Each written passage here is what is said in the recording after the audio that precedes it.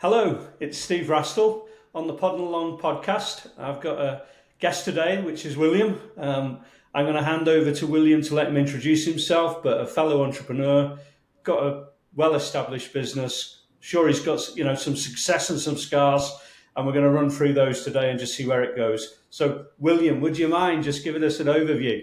Perfect. Yes, I'm William. So I'm the founder and CEO of Pabo. We specialize in clinic software for purely kind of healthcare clinics.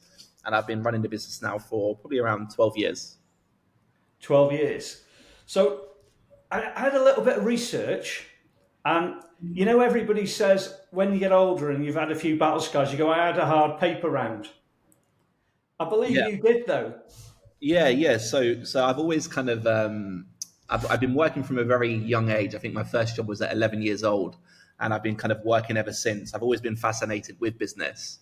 And yeah, like for me, kind of, I think kind of whatever you do it with your full heart. And kind of anytime I've been in a job or involved in a business, I've always kind of given it 100%.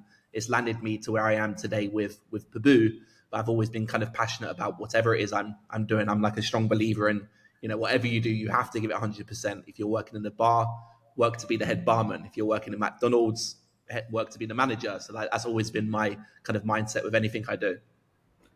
That's I hear that a lot. I chatted to someone else in this sort of scenario very recently, and he said something really similar. And it struck me as you were saying it. Do you feel there was role models or a mindset from the family or hard times that made you think you want to work for yourself and you want to do your best and get on?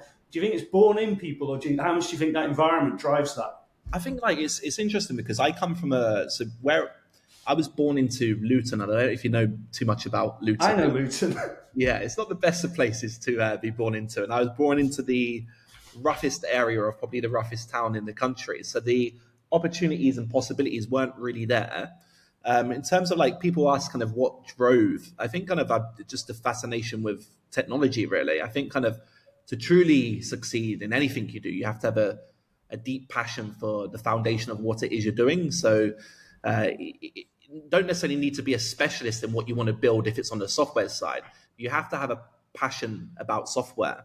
And from a young age, I was kind of one of the first ones when computers first got popular, going back into the day of 56K modems and, low RAM on machines. I had a computer from a very young age, and I've always been fascinated about them. It's never really business minded, although I was kind of working. I was working more so to get by. It was kind of my passion from computer science that kind of led me into specialize in something down that road in building clinical software. But I don't think it's something that you're born with. I think kind of it's that old age saying, hard work beats talent if talent's not working hard.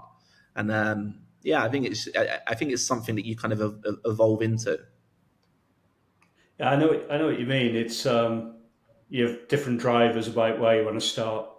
I was the same. I always thought I'd do that at some point from childhood onwards. My granddad had done well. He died before I was born, but I always heard the stories of things he did in his own small way, and it just gives you that inspiration. I was born in Wrexham, so it's a better town now since there's footballs there. But they're polishing. Let's yeah.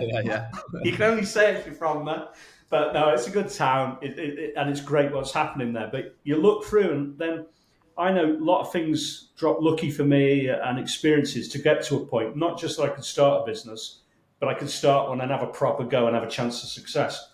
What were those early years like in shaping you that you could, when you decided to have a go, it got you successful, which you have been? Yeah, the early years is kind of like I said, kind of whatever it is I'm doing, I've always tried to do it 100%. And then kind of even my experience from computing in a way, even though, so when I was studying in Leicester, I opened up a nightclub there from doing kind of so I started off doing nightclub promotions in my early years. And then in the later years, I got involved with actually the running of a club. But I wasn't your typical nightclub owner as such. I wasn't that guy necessarily standing on the door. I was in the office, the one doing the technological side of things. So back 10 years ago, the way that you would, there wasn't really an understanding on how you would drive people to clubs through the internet. It sounds crazy to hear now, But back then, there was no real concept of Facebook marketing. Instagram wasn't really big. So I was always that guy kind of that uses my computing experience to drive traffic in a way So you to could the get the footfall. Exactly. Yeah. Yeah. We had a club that was, at the time, it was the largest super club in the UK. And I don't want to take all the credit for that. And I certainly wouldn't, because there was three of us involved. But certainly from the techniques that I was using on the computing side, we were driving a lot of students primarily to the club. And if you do all of that, how much did money come into your mind then and now about driving forward that that business probably worked, and then So I don't want to be that guy that says, I'm not money motivated. And I know that you probably hear that from a lot of people, but that is the genuine, like, so when I was involved in the clubs, like making money was just a byproduct to me. So I was, as a student, I was making, okay money for doing what it is I was doing. But for me, I got much, greater happiness from delivering on the business side. And that's kind of transpired to today. Like, I never knew that Pabo was going to be what it is today when I started out. I didn't just wake up one day and say, right, I want to build a clinical software. There was a lot of battle scars. There was a lot of trial and testing in the early days. But for me, it was never necessarily like I want to build a company to make money. It was I want to build, eventually what it leads to today is I want to build a paperless solution, because there's a real kind of gap in the market for even today with clinics and particularly the NHS. They're still very, very paper heavy, and I think we've been on a mission for the past few years to eliminate paper full stop. And again, today it sounds strange to hear that, but when you go back 10 years, pretty much 90% of clinics were paper based when it comes to consent forms. Not so much on the scheduling side with booking of the appointments and that side of things. That was already somewhat progressed 10 years ago. But certainly on treatment notes, even today, we're still on this mission to eradicate paper. well, I remember, I've been in IT a long time. I'm 50 now, and I've seen all those things, the iSoft, all these, like, the promise, the promise, the promise. If you just frame that for us, that if you think, right, you started the business, maybe just frame the business, why you started it, and what it does, Yeah. So then and now. so like when it started, when Pabo first started out, we didn't necessarily know that we were going to specialize in healthcare. We started out in four main markets: gyms, restaurants, salons, and clinics. And it's kind of like there are software systems out there that do specialize in trying to accommodate scheduling for all of these different verticals in a way. But the truth is that there wasn't anything all that powerful in the clinical software sector. And it kind of took us, we did sign up a lot of salons and a lot of restaurants. But I think you do really have to, if you want to do something good, you have to go all in 100% and specialize in that particular area. And the healthcare area is a big sector, right? You've got physiotherapy, Yeah. medical aesthetics, medi spas. It's a big, big area. But in order to kind of succeed, we knew that would be where the gap is, because you have three types of clinics. You have paper based, paper light, and paperless. And we certainly went down the route of wanting to build a product that allows clinics to go entirely paperless, because like I said, a lot of people were using software booking systems, but none of them were doing consent forms on an iPad, for example. And it Yeah. sounds so basic today, but just no one was doing that. So the business got going. I had a similar thing with my first one, where we started with one thing and it evolves, because at first you need to pay the bills. I've always bootstrapped. I've never got funding. And then you evolve and you hook into something and you realize that's got a good market. Healthcare has. There's money there. They're a bit more consistent, the way you deal with people and what you're good at and where you want to go. And some of that is strategy, and some of it is just you sign good business and you go. What after you got established? How did you develop the strategy then to get to where you are today? A lot of it was winging it, just being entirely honest with you. So at least in the early days, funny story. Like when I first started out, because I'm kind of I say, as I mentioned, I'm kind of always been into computer science and building things. I was somewhat of a programmer when I started Pabo, and I wrote the first few lines of code. But I was wearing many hats. So I was, in the evenings or in the late nights, I was programming, and then in the days I was out selling. And kind of the way when I was first starting out, the clinical space is quite a prestigious space. You're dealing with doctors, healthcare practitioners, etc. So certainly in the early days, I would have 3 or 4 emails. So I would make the company somewhat feel like it was bigger than it actually was. People didn't know that it was just a young student, 21 years old, just graduated, building a healthcare software. They saw this as being somewhat of a business. And then, I'd have 3 or 4 emails. They would email in. They would get me. If they wanted to speak to marketing, they would get me. And that was kind of how it's just being entirely honest. And it was the funniest point was one time when someone rang into support and they asked for John or whatever my name was back then. And they were speaking to James, me at the time, which was my other name. And I had to transfer it to John. And then the client started essentially insulting my first character, saying he doesn't like dealing with, he likes dealing with John. That was quite an interesting. A bit of feedback. Yeah. He didn't know that he was speaking to the same person, but he didn't have too many nice words to say about John. I heard another story. I saw something on the web. I think where in the early days you booked out Botox. You went, maybe it was Leeds, and you went there because you couldn't get a meeting, and it was quite an interesting, £350 for a meeting. I thought, well, these days that doesn't sound too bad. Do you know what I'm referring to? And Yes. I know the story's been said on these things before, but I particularly liked it.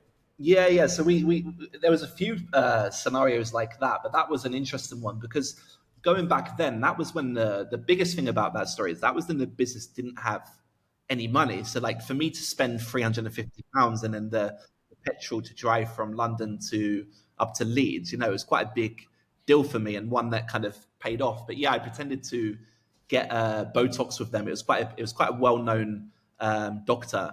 Pretended to get Botox, sat in the chair, told her to put the needle away, and said, "I've paid for 15 minutes of your time. Can I show you my software?" So there was a few things like that in the early days. Like we had one client. I don't want to mention their exact name, but you could probably do the research online. She won a TV show, The Apprentice. Lord Sugars. This was going back 10 years ago.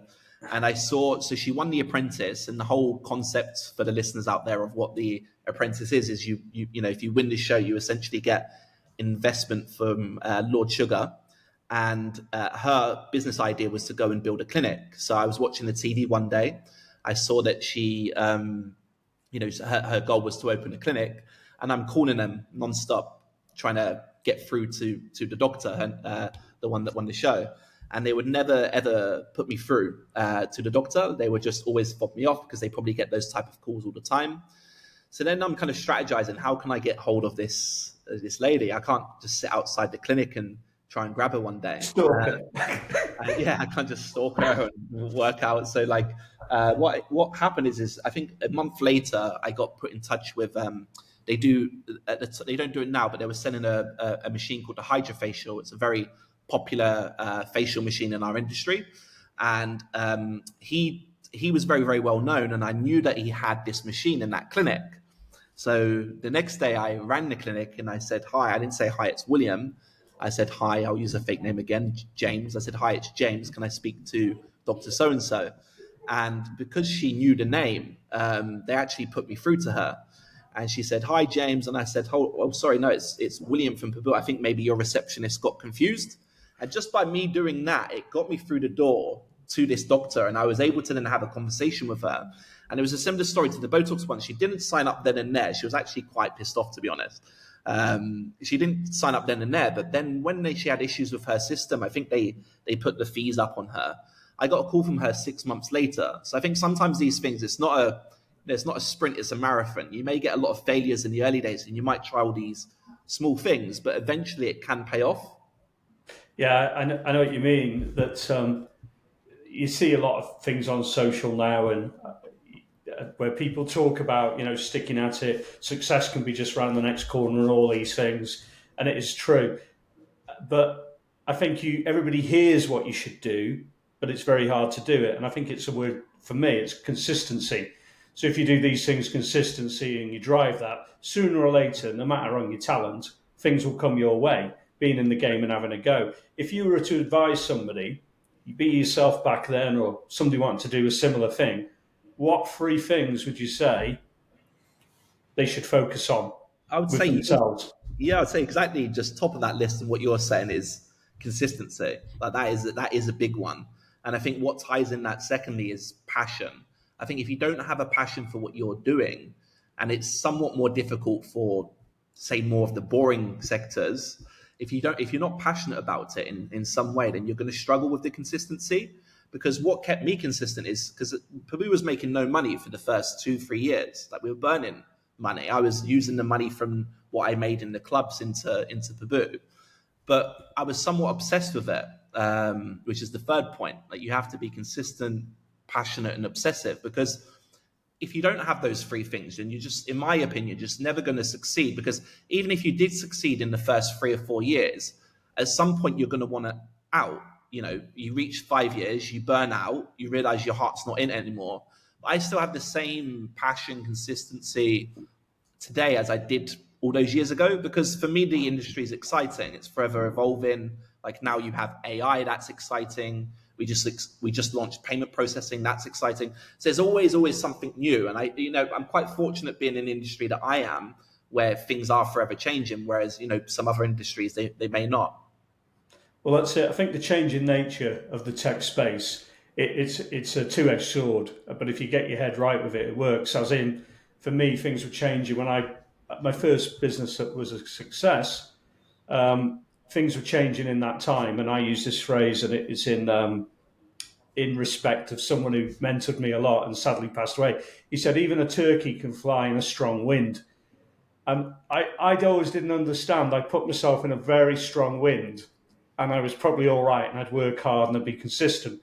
But I probably thought I was absolutely the nuts at that point. Yeah, I wasn't, but we did really well.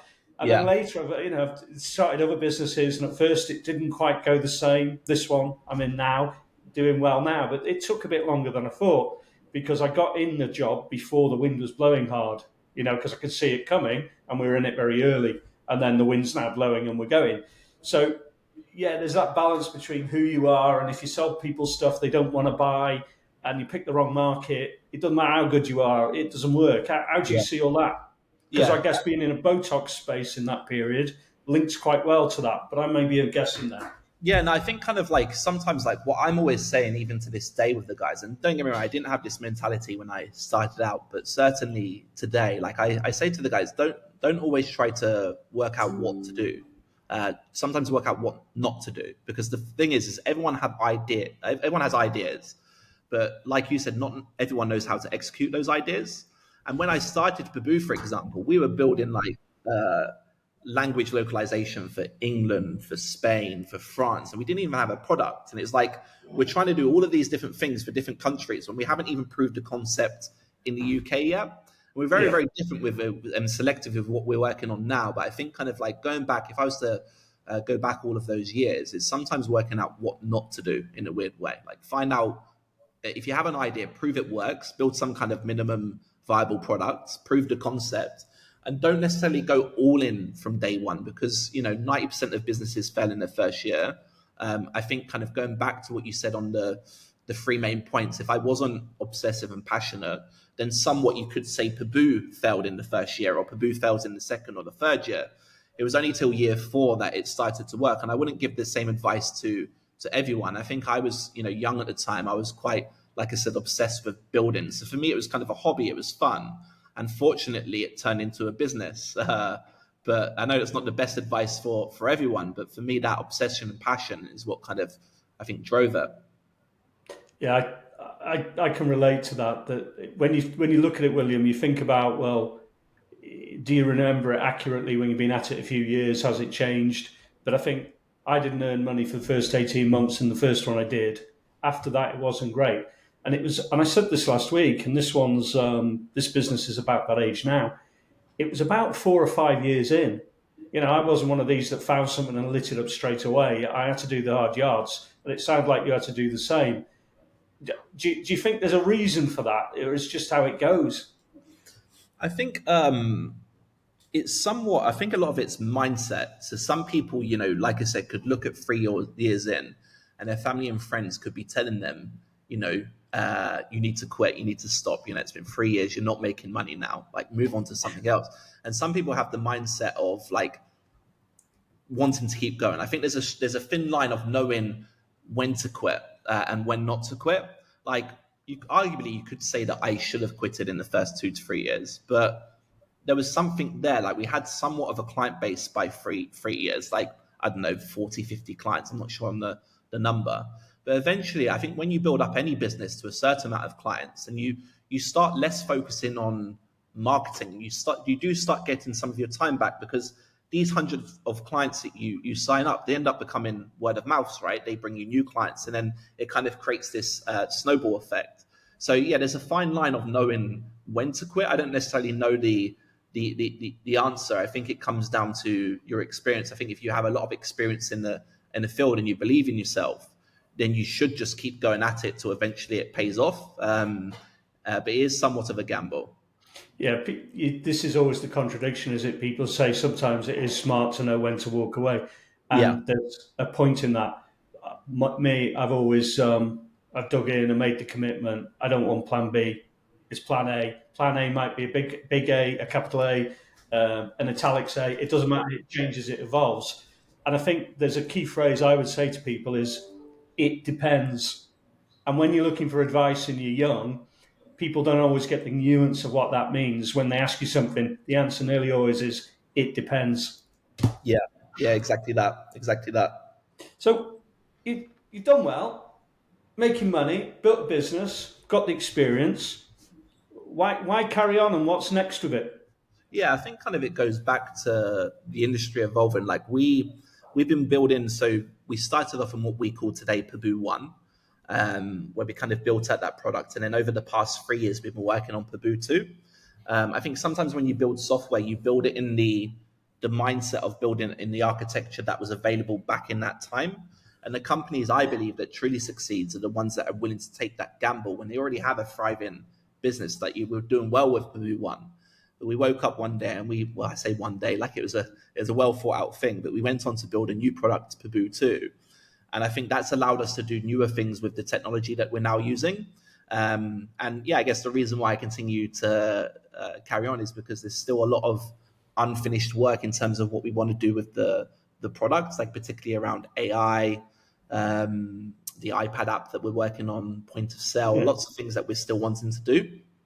Well, a couple of things there. I want to pick up on one thing. Two things is, if you talk about, we sell to a lot of ISVs and software companies where they're in the cloud, and then we help them manage that bit when they write their code. But why that's relevant is because then I talk to a lot of people like you running software companies on things like this, but every day of my job. Yeah. And the thing is, you get people who've written code, they're making money off it, and you've got that legacy, and there's new technology to allow scale horizontally, reduce costs, not pay a SQL license, a whole things, because new stuff's being developed all the while. But then you've got to start again, and you've got to invest. And a lot won't do it. And Yeah. why don't you think they'll do it? And why have you done that? Because I think that's bigger than maybe people would pick up on. I pick up on it. Yeah, yeah. I think we were a lot of it, and I'll be totally honest, like, we were naive to how much work there would be involved to rebuild everything. I think that it's a risk versus reward type of thing. So if I knew that it was going to take us 3 years to rebuild everything from the ground up, would I have done it? Probably not. Would I go back in time and change it now? No, I definitely wouldn't, because the reward of those 3 years is now paying off. Like, we always knew that when building a new product, not everyone's gonna like it, because a lot of people were very happy on Pabo One. But we certainly took that risk, and I think a lot of companies, need to make those decisions. Otherwise, kind of like, if you don't constantly evolve and innovate, you get eaten up by one of the competitors out there.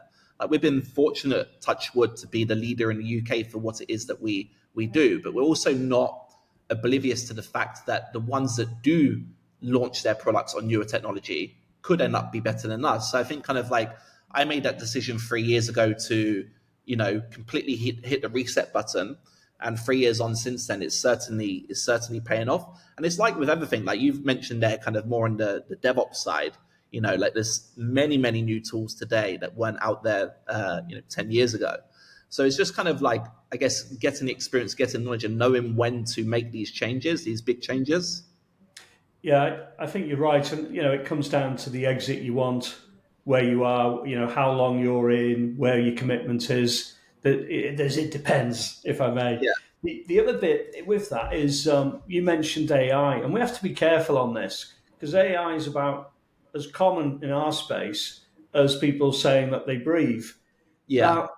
Now, how would you see it in your space in healthcare around, all right, that's a big broad question, but around what your tech does? Yeah, so we have been working on AI now for probably about a year and a half. I think kind of like when AI was first mentioned, it was more of a buzzword, right? Everyone was saying AI, and they were just kind of throwing it around, Chat GPT. And I think kind of very recently, people are now really seeing what AI can do for a business. And I think kind of like we've caught onto it, a year back, and we're rolling out more and more features into Pabo related to AI. So one of them that we're just about to launch next week, and I break these down like with AI, like for the listeners out there, when they're saying what necessarily is AI. I know people have some concept of it, but just in terms of what it is, in terms of how it can help, like we call them care agents.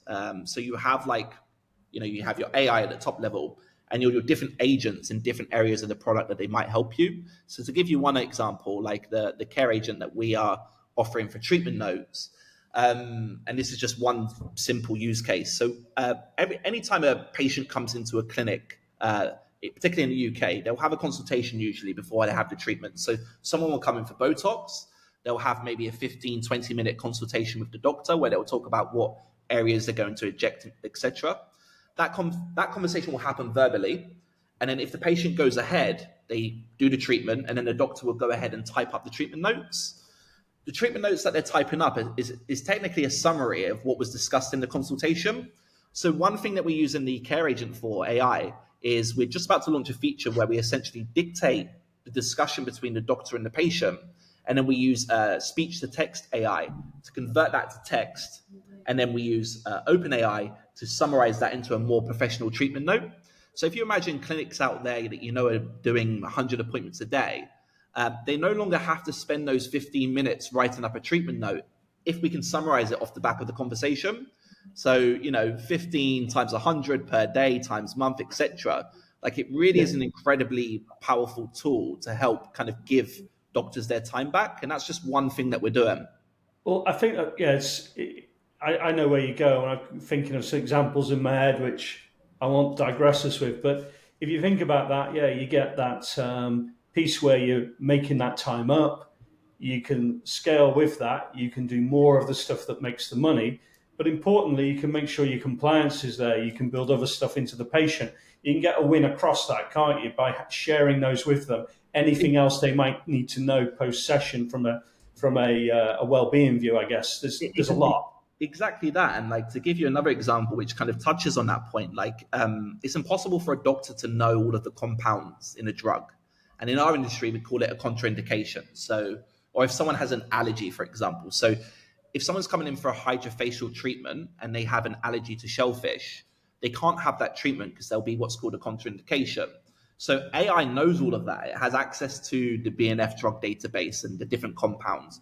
So you just chuck the information to AI and it will tell you whether or not, these two drugs can go together, or this client can have a hydrofacial if they have this allergy, and all these different things that necessarily a human is not going to know off the top of their head. I'm not saying that they can't look it up. Like the doctors will, go on and look up online whether or not these drugs are going to Yeah, contraindicate, but AI just tells you it instantly. yeah. I think it is a buzzword. It reminds me back in 2000 and the web and the dot-com boom. You often get people see something, it gets that momentum around it in a slightly, how can I not be impolite, BS way, Yeah, and then that pops it. But then what comes out afterwards, it does happen, it does come, it changes the world. Crypto might be seen in a similar way or not, I don't know. And the early stages of it look like the boom, it gets flattened, it realigns, and then you see the true reality of it build strength going forward. Back then it was like seeing Amazon boom, Friends Reunited going, Facebook, but there's all these story pieces to it. And I think that phase is coming quite fast, isn't it? I think COVID's accelerated it because I think the adoption and what people want to do is push that forward. and Definitely. maybe hard economic times drive it too. Definitely. Yeah, people just need to see it really. Like it's all good everyone talking about AI and how it can improve a product. But I think ultimately people see what they see on the front end. And I think kind of at Paboo, we're wanting to launch more of these features. They don't even need to know really that AI is what's powering it, but that is what's powering it. And kind of that's something that we're certainly very excited about. I can see, yeah, it's and it keeps it fresh for you. And but if we like move that on, then that probably means that that's got a new emphasis for the business, for the customers out there, and new challenges. Where do you see it all in 3 5 years for yourself? What will the company look like? I think almost just I think just everything is likely going to be powered by AI. So like when it comes to the possibilities of I think a lot of software companies, in order for them to evolve and progress, they have to start rewriting a lot of their product to include AI because, like I said, AI is like even today is smarter than humans. Like we have a feature where essentially AI will write a letter. So if you imagine you go to a GP and the GP has a consultation and they need to send a letter to you to another GP.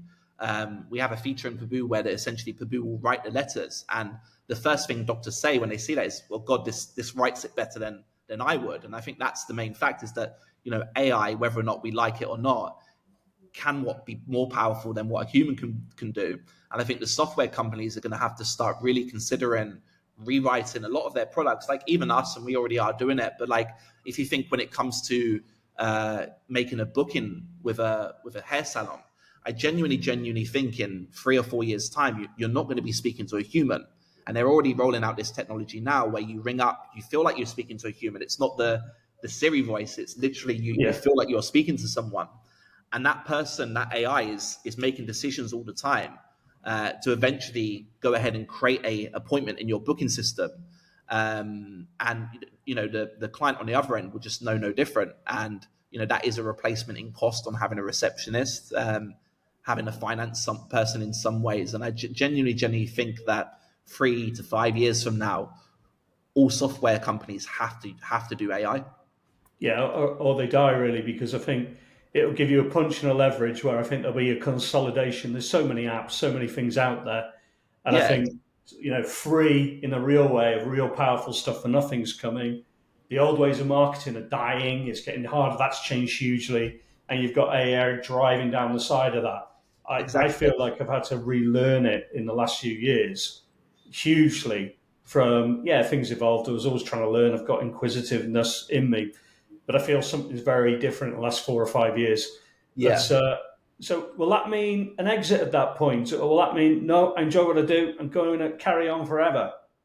So right now the mentality is carry on forever. I say never. Like Paboo's 100% bootstrapped, so we've Yeah, never taken investment. We never really have the mindset of exiting. I think the moment we start going down that route of having like an end game which is money related, we're already kind of at a losing race in a way. So right now there's no plans to exit. I think kind of all of our goals and our overall mission is related to clients. Never say never. Maybe my mindset would be different 10, 15 years from now, but certainly every piece of money we make being a bootstrap company goes back into evolving the product.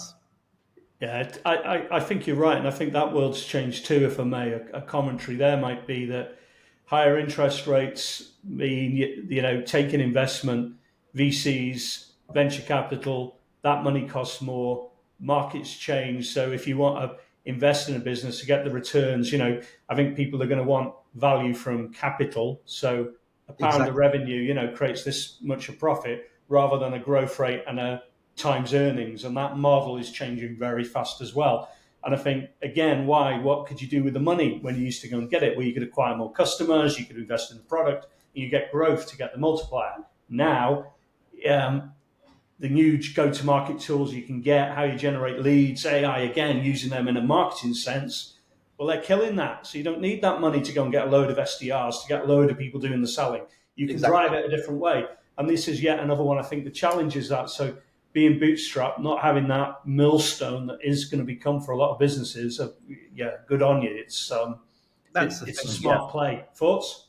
Yeah, exactly. No, we kind of answer to our customers in a way. We don't have to speak to any decisions that we make. There's no kind of real red tape. Like when we want to introduce AI, we don't have to always have the mindset of how much money is that making, which is what would happen if we had investors. It's more so how much is this going to benefit our customers. Look, I know lots of companies out there take investment, and we have. I'm not saying we've never considered it, but I do think that it's somewhat with taking, and it's the same with building a business. The more money you make or the more money you take, the risk goes up in both ways. And certainly with taking investment, it's no longer your business. You're answering to someone, and we're not quite wanting that. No, I know what you mean. It was never for me. I flirted with it, but um, no. And I've been lucky that some of the business I did exit one in a way, in a different, slightly different way than that. But it had been built to that point, and then I managed to extract because you need a stake in the ground at some point. I felt, but then I had 6 months out. Thought retiring sounds good. It's overrated. Yeah, yeah, yeah, yeah. It's a 45 anyway. Nobody else comes out to play. You're on your own. You're riding your bicycle round and round. It's like, "Well, what am I doing?" So, if You- you had to give advice up to this point, just moving to like round out today's chat, what would you say? All we've talked about. What's the most important thing you'd say to somebody about doing what you've done?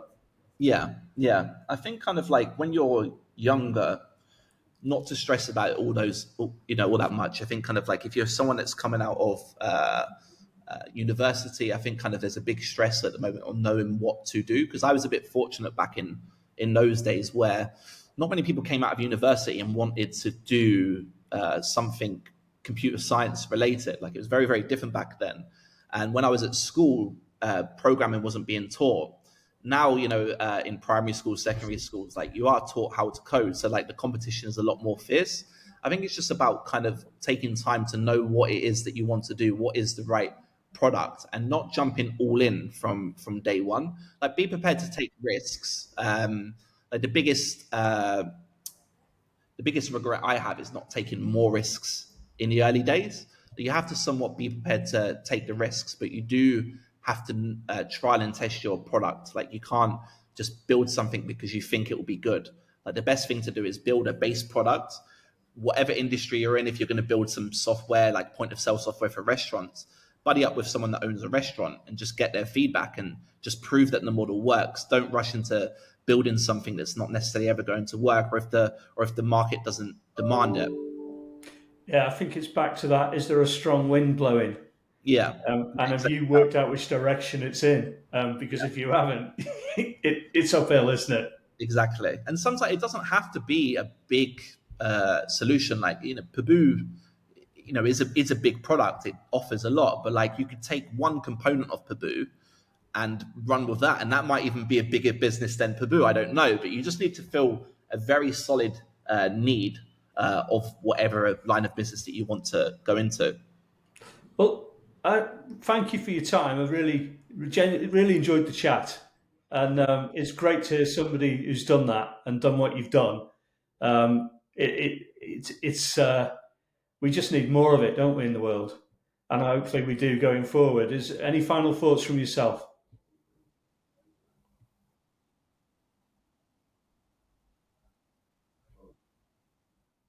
Oh well, thanks very much, William.